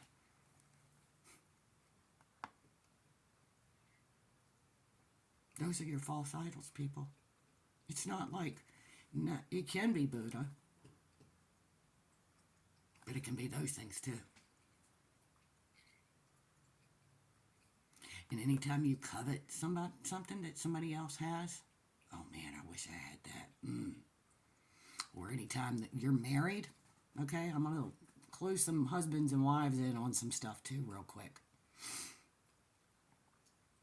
You so much as even lust after another woman on TV, somebody you see walking down the street, it says it in the Bible. You are guilty of adultery with your eyes and with your heart because you thought it and you lusted after it. Your lust will keep you out of heaven. I'm not joking. It's a flesh. You're dying of flesh. You have to die of self. And I died that night of self. And it has been a gradual. He showed me, and when I begged for forgiveness, and I also asked him, I'm like, whatever you do, there's nothing, I went back as far as my childhood that I could think of, from the very first time that I stole a piece of bubble gum when I was about probably 6 or 7 years old, and my mother caught me. We were in Below Shop supermarket in Chesapeake, and they had a tub of candy at the end of the conveyor belt where they had bagged up the groceries. And there was a tub of penny candy right there. I asked my mother for a piece of candy. She told me no. What did I do when she wasn't looking and they weren't looking? I grabbed a piece of bubble gum. And I went out to the car, and I thought I had gotten away with it. You know how stupid I was? I'm sitting in the back seat of the car, 6 years old. It's nothing, it's funny being 6, you can look at it. But it's not funny. It's still a sin, because I knew right from wrong. And my mother gets in the car, and she goes, what's that in your mouth? Caught red-handed. I had to go inside, tell them what I did, and give them the money back. I had to go in there by myself. My mother made me go in there by myself and tell them what I did. And then I had to face my mother when I got home, which is another beating.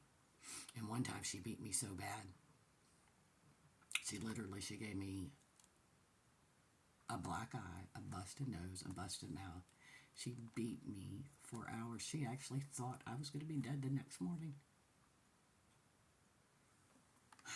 But it stopped when I was about 17. She started dyeing my hair. My mother was so crazy. You have no idea. But I'm warning everyone out of the kindness of my heart, and I love people. I sit out here at night, and I don't know any of you. But I pray for all of you. I say, God, I just want to bring your children back to you. And this whole thing of what I was supposed to do and what I was asking for confirmation on. I've never done anything like this before in my entire life. Ever. To expose myself this way. And I'd be very careful about coming against me. Because, for whatever reason, he allows me to see the inside of heaven. I don't think, out of all the people out there, I don't know many people get to see the inside of the kingdom like I see it. I see people when they first come in. This was awesome. But back to the babies, all the babies that have been miscarried, aborted. If you mothers who lost your children regretfully, whether you had a termination, you killed your child, I'm sorry to tell you, but you did. Thou shalt not kill. So you have to repent for that. You have to. If you miscarried, your baby's there. But if you're living in sin over here and you have not confessed to Jesus Christ, you're never going to meet that baby. Someone else is going to take care of it, and that baby is already being taken care of. I can tell you that much too. They do not want for anything. Nothing.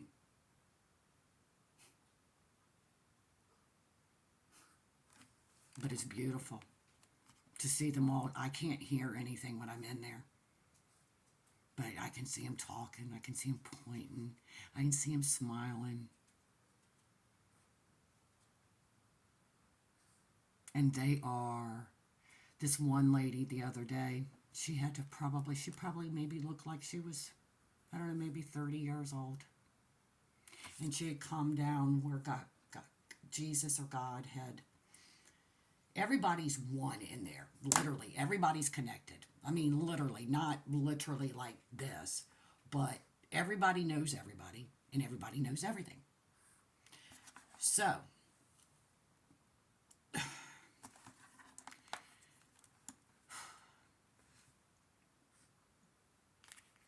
they don't want for anything, literally. They don't want, they're being taken care of, they're being loved. They do not have, they're being taught, they're learning. But if you do not truly repent and turn from telling half-truths to gossiping, to fornicating outside of marriage, yeah, that'll keep you out of heaven too. It literally will. I'm sorry to tell you, but it's in the Bible. He does not want anything to do with fornicators, people who are sexually immoral.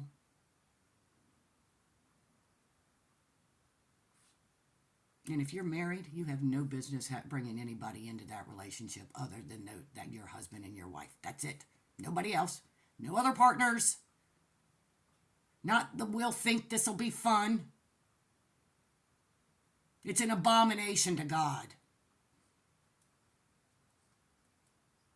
And if you think that you're going to get by or you get into heaven while you're still living in sin, having affairs, lying, cheating, stealing, murdering, you ain't getting anywhere.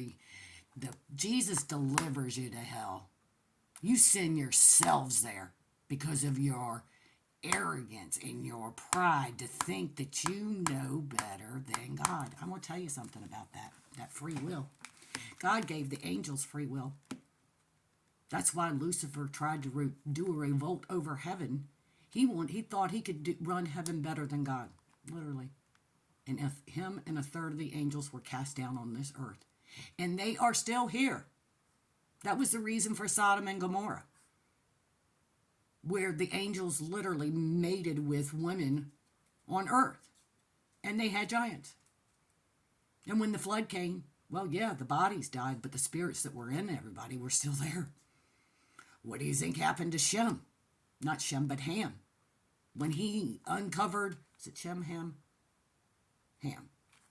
Uncovered Noah, his father, in the tent after he was drunk. He did his dad. Sin has been here since the beginning of time.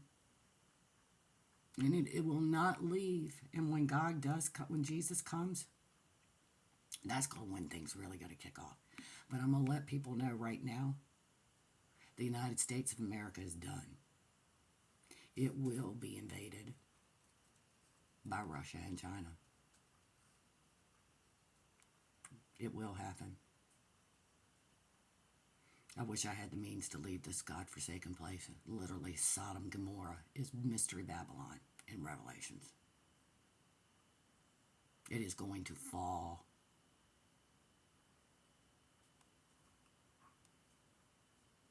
But back to the calendar that I saw when I saw the little girl when it went.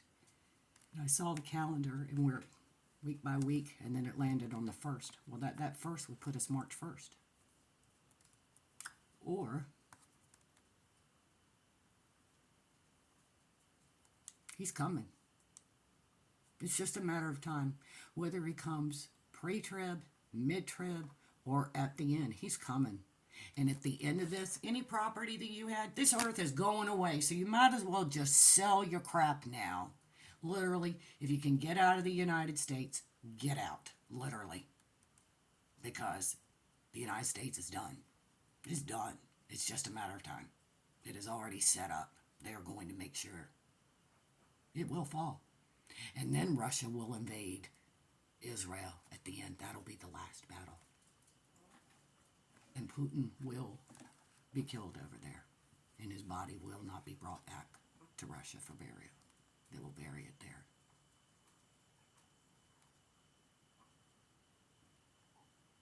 And then the new earth. There's going to be a new earth. This one is going to be done. It has to go. It has to go. There's too much evil here. You've got the fallen angels. You've got other entities and demons. Whatever they're doing with CERN, they're going to unleash this world. You're going to feel like you are literally living in a sci-fi horror movie. Literally, you can take the worst one that you've watched and multiply it by 1 billion. And that's how bad it's going to be. And some of us will die before then, God willing. I hope I do. I'm ready. I'm ready to go home. I want to go home to my children who actually do want me. And I have failed. Do you know what my biggest failure is? I tried to think of all of my sins, and I asked God for discernment, and He showed me other things that I needed to repent for. You know what I regret the most? I regret not letting my children know about God and Jesus. I knew, but I kept it inside of me. Because of what happened to me and what happened with my brothers in the church. I wasn't going near church. I wasn't taking that chance. And that shame is on me, and I have to carry that for the rest of my days. And I've paid for my sins. People do reap. You do reap what you sow. And I've sowed a lot. And rightfully so.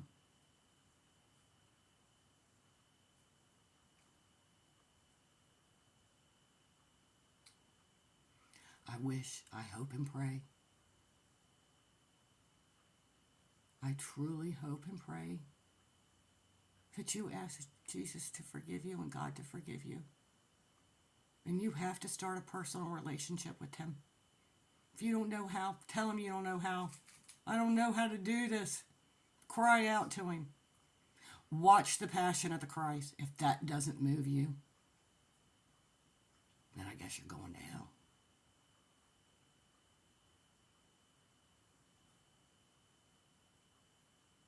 But there is a heaven, and I've seen it. And there's going to be a new one. So I can only imagine what that one's going to look like. But it's something else.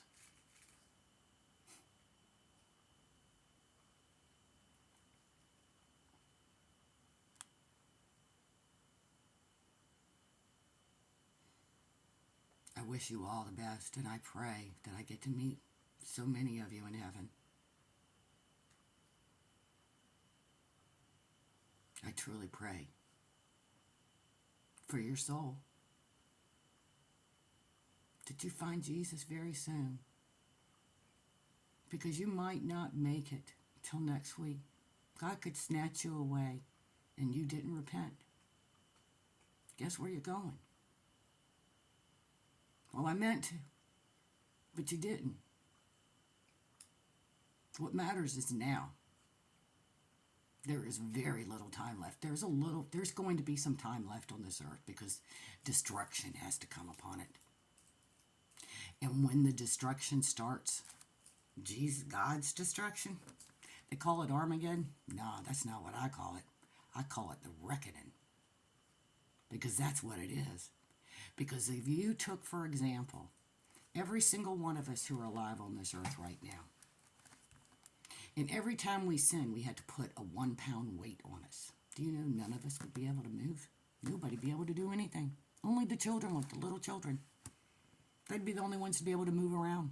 And we wouldn't be able to help them. Every time we lied, there's a weight. Let's see, how many times have you lied in your life? 50, 100, 25. So you got 20, 50, or 100 pounds on you right there. That's just for lying. I'm just lowballing. If you ever had adultery, committed adultery, every time you were fornicating out of marriage, ching, ching, ching, ching, another pound, another pound, another pound, another. We wouldn't be able to move. And another thing, if we were to take all the sins that everyone had committed on this earth would not be able to contain it. The firmament would actually burst. There's that much sin on this earth. That is why it's going to be the reckoning.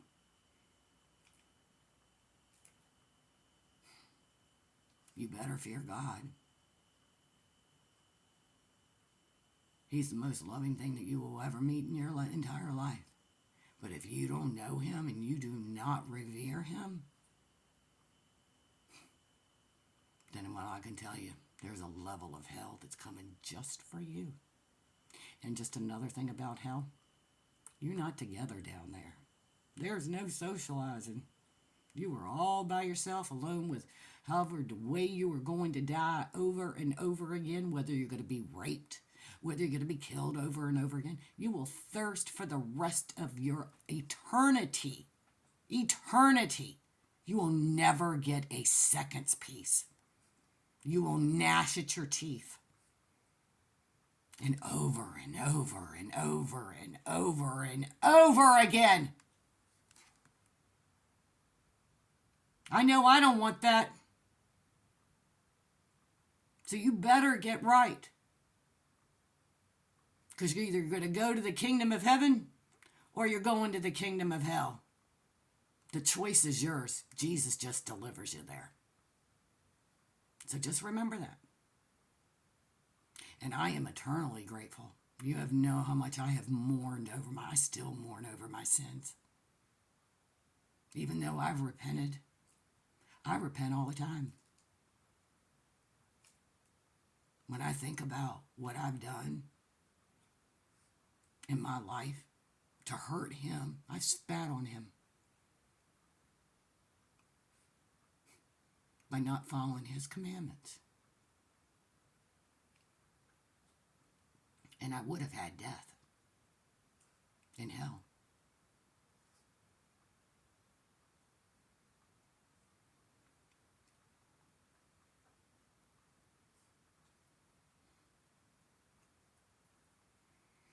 I love you all.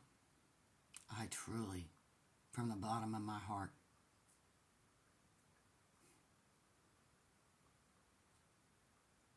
please just do it. You have everything to gain.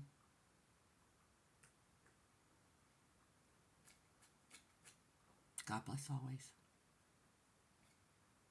All my love forever and a day. Dana J.